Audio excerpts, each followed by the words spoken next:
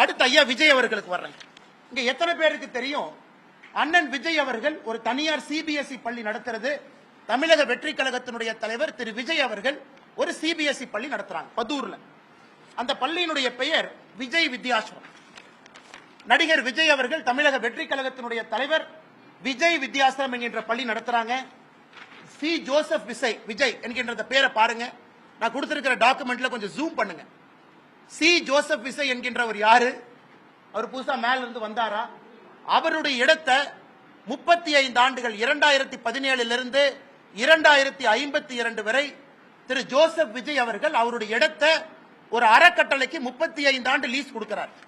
அந்த அறக்கட்டளை யாருடைய பேர்ல ரெஜிஸ்டர் ஆயிருக்குன்னா திரு சந்திரசேகர் அவருடைய பேர்ல, எஸ்.ஏ. சந்திரசேகர் அவருடைய பேர்ல அந்த அறக்கட்டளை ரெஜிஸ்டர் ஆயிருக்கு.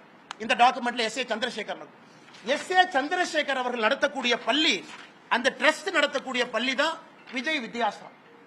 என்ன அர்த்தத்துல சில அரசியல் தலைவர்கள் அவங்க நடத்துற பள்ளி சிபிஎஸ்இ, அவங்க நடத்துற பள்ளியில ஹிந்தி இருக்கு, அவங்க சொந்த குழந்தைங்க பிரெஞ்சு படிக்கிறாங்க.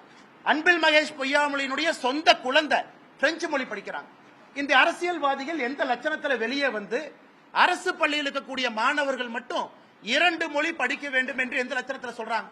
அது தமிழக வெற்றி கழக தலைவர் அண்ணன் விஜயாக இருக்கட்டும், அண்ணன் சீமான் அவர்களாக இருக்கட்டும், தமிழகத்தினுடைய பள்ளி கல்வித்துறை அமைச்சராக இருக்கக்கூடிய அன்பில் மகேஷ் பொய்யாமொழியாக இருக்கட்டும். ஏன் இதையெல்லாம் தாண்டி இன்னைக்கு இன்னொன்னு பாருங்க.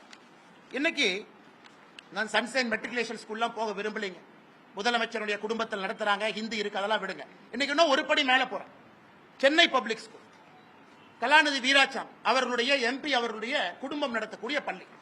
இதுல என்ன போட்டிருக்காங்கன்னா, இது வந்து ஸ்டேட் போர்ட் மெட்ரிகுலேஷன் ஸ்கூல், ஆங்கில பள்ளி.